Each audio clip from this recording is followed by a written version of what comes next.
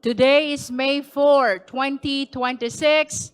The hearing of the Committee on Justice is hereby called to order.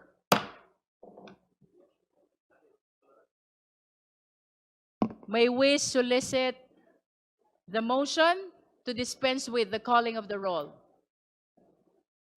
Just for the record, today's hearing is a continuation of our hearing last April 29, 2026. The Honorable Sendanya is recognized. Madam Chair, I move to dispense with the calling of the roll. There is a motion to dispense with the calling of the roll. The same has been seconded. Is there any objection? Hearing none, the motion is approved.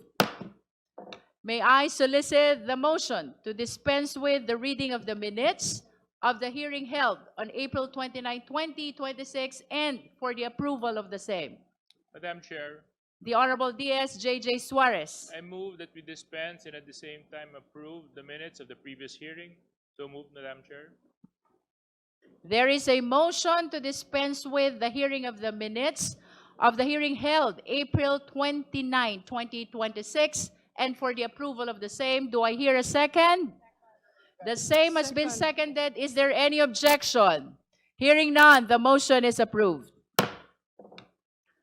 The chair will address the committee. Good morning. Good morning. Malayo pa, pero malayo na. That is where we stand today. Yan po ang sitwasyon natin ngayon. We recognize that this has been a difficult and demanding process. But we also recognize how much we have already uncovered. Marami na tayong naabot sa mga nakaraang linggo. Today, we share a quiet sense of accomplishment as we recognize and honor the distance we have traveled since we first began. Saksi tayong lahat. Marami tayong pinagdaanan. Our very first hearing was on March 2, where we established sufficiency in form. Sumunod ang March 4 for sufficiency in substance. At sa puntong yon, we asked the Vice President to file her answer. And she did. At ang nakapirma, 16 na abogado, 16 lawyers. Pero ang answer na isinumite, halos 10 pages lamang at nakatutok lang sa mga technicalities, sa mga paligoy-ligoy, bagay na ikinagulat ng marami dahil sa totoo lang, hindi naman yon ang hinahanap natin. It was an answer that really just avoided the questions. Kaya naman, noong March 18, we determined that the complaints allege sufficient grounds for impeachment. Sumunod ang hearing sa March 25, kung saan we settled the preliminary matters, most especially ang pag-issue ng mga subpoena. Then came the marathon hearings of April 14, April 22, and April 29. Doon tayo nakinig sa mga resource person natin. We heard the evidence. We examined the evidence. At sa mga araw na iyan, doon natin naramdaman ang bigat ng ating ginagawa. May mga sandaling luminaw ang mga sagot at may mga sandaling mas dumami ang mga tanong. We certainly had our ups and downs. We had our inflows and outflows of testimonies and documents. But through it all, one thing remains certain. We never went sideways. Hindi tayo naligaw. Nanatili tayong may direksyon. We move, sometimes slow, sometimes painfully, but always forward towards the truth. Sinunod natin ang konstitusyon.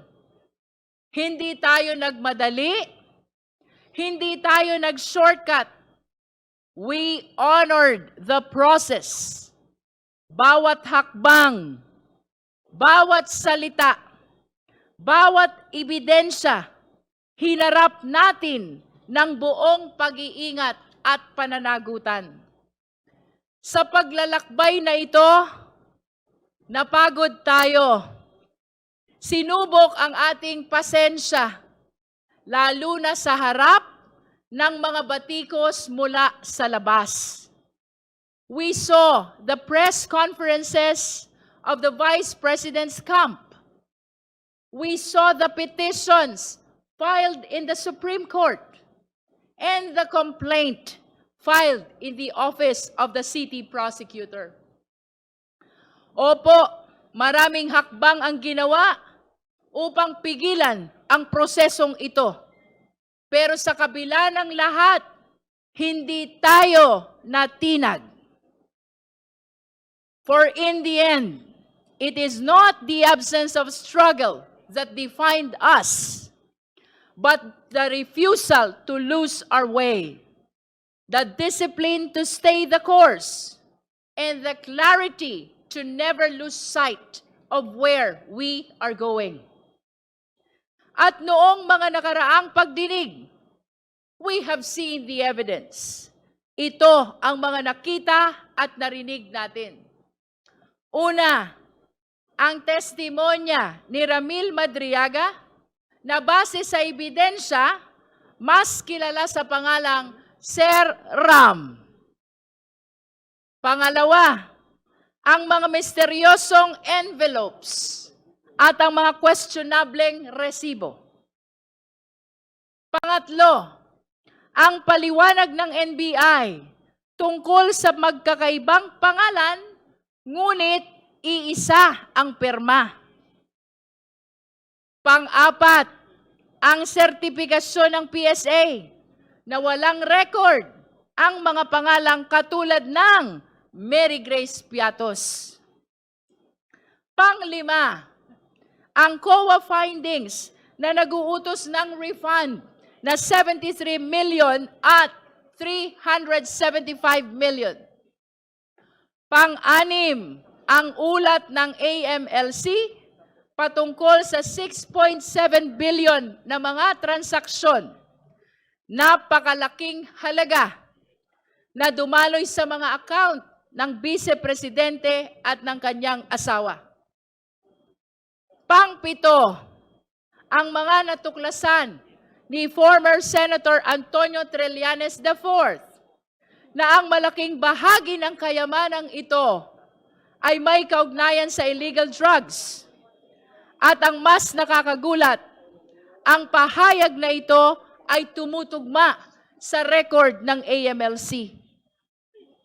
Pangwalo, ang mga dokumento mula sa SEC na nagpapatunay na walang kinikita ang mga kumpanya ng Vice Presidente kahit na natili siyang aktibo sa isa sa mga kumpanyang ito, nang ibig sabihin ay pinagsabay niya ang pagiging Vice Presidente at pagpapatakbo ng negosyo.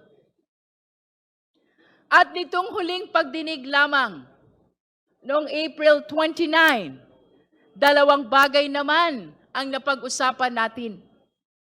Una, ang selyadong kahon mula sa BIR na sa kabila ng matinding debate, hindi muna natin binuksan. Kahit nasa kapangyarihan naman natin na buksan ito. Sabi nga ni Deputy Speaker Janet Guerin, ang puso natin ay gustong buksan ito. Pero ang isip natin, nagsasabing huwag muna.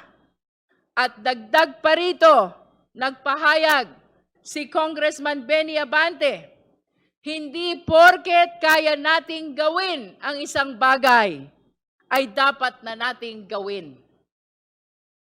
At ang pangalawa, ang mga ebidensya ng pagmumura at ang pag-contract ng assassin. Grabe po itong mga ebidensyang ito, lalo na yung video ng Vice Presidente.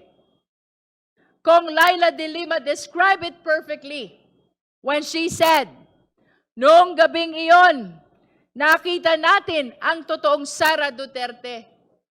Nanlilisik ang mata, halos bumula ang bibig, at lumabas ang dugo sa tenga dahil tila ba sasabog na ang kanyang ulo sa galit. At that point, Congresswoman Janice Digamo once again shared her own painful experience. As a victim of political violence herself, pinaalala niya sa atin na ang banta ng pagpatay ay hindi biro. Ito ay seryosong panganib sa buhay ng tao. Yan po ang lahat ng natalakay natin at pinag-aralan natin lahat ito. Sinuri ang bawat anggulo, katulad ng paalala ni Congressman Brian Poe noong nakaraang pagdinig. Seryoso ang tungkulin nating ito at dapat tratuhin ito na may kaukulang respeto. At sa gitna ng lahat ng ebidensyang ito, sa kabila ng lahat ng diskusyon natin, may isang bagay na hindi nagbago. Ang upuan, ang bakanteng upuan.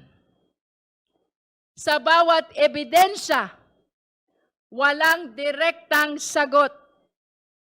Sa bawat tanong, walang paliwanag. Naghintay tayo ng salaysay mula sa Vice Presidente sa ilalim ng panunumpa. Pero ang tanging humarap sa atin ay ang tahimik, ang isang bakanteng upuan.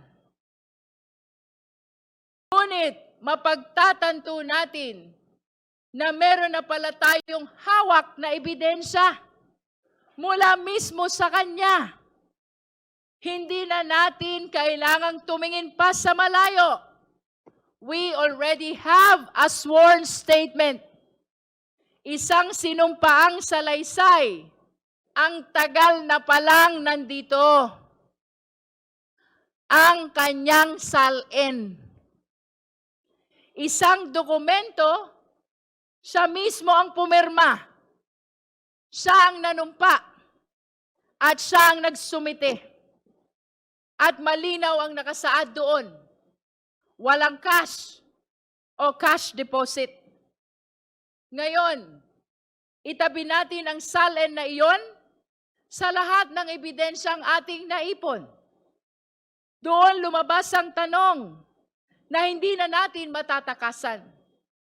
Kapag ang sinumpaang dokumento ay nagsabing zero cash, pero ang official report ay nagpapakita ng bilyon-bilyong transaksyon, saan tayo maniniwala? Kaya naman, noong April 29, the Committee on Justice decided that we have seen enough. No need to extend. No need to give one more chance to someone who refuses to attend. Sabi nga ni Congressman Percy Sendanya, hindi na kailangan ng makeup class ang laging nagkakating class. By a unanimous vote, this committee found probable cause to impeach Vice President Sara Z. Duterte for culpable violation of the Constitution, bribery, graft and corruption, other high crimes, and betrayal of public trust. That brings us to today. Ngayon, May 4, kukumpirmahin natin kung anuman ang mga nangyari noong nakaraan sa pamamagitan ng isang committee report. We are therefore here to finalize the committee report along with the attached resolution setting forth the articles of impeachment. Our task is to approve these documents and transmit everything to the plenary.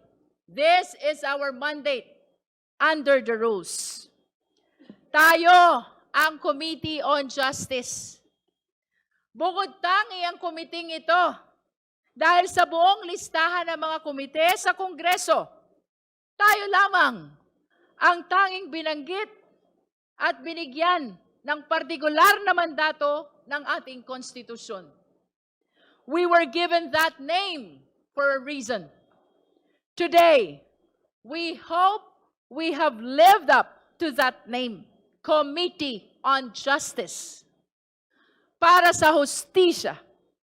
Sana naibigay natin ang hustisya sa mga complainant. Hustisya sa Vice Presidente sa pamamagitan ng tamang proseso.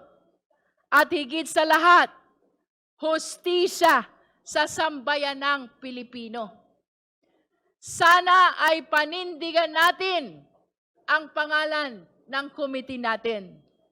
But more than that, I want to take a moment to acknowledge the people behind this work. Hindi biro ang pinagdaanan nating lahat, lalo na ang kapal ng mga dokumentong binasa at sinuri natin. Sa mga resource persons, salamat sa pagharap ninyo dito sa komite. To our colleagues in this committee, thank you so much. Sa ating sekretariat at sa mga staff na hindi nakikita sa camera, pero sila ang naging pundasyon ng bawat hearing. Maraming salamat sa inyong lahat. And to the Filipino people, maraming salamat po sa inyong pagsubaybay. Ngayon, habang tinitimbang natin ang bigat ng mga susunod nating hakbang at ang mga posibleng pagsubok na haharapin natin, may isang katotohanang dapat nating alalahanin. Hindi tayo magsisimula sa wala. Ang bawat hakbang natin ay hindi na pabalik, kundi padiretso sa katotohanan. Malayo pa, pero malayo na. Mahaba pa po ang tatahakin nating landas patungong plenaryo at patungong Senado. Ngunit hindi na tayo nangangapa. Marami na tayong naungkat.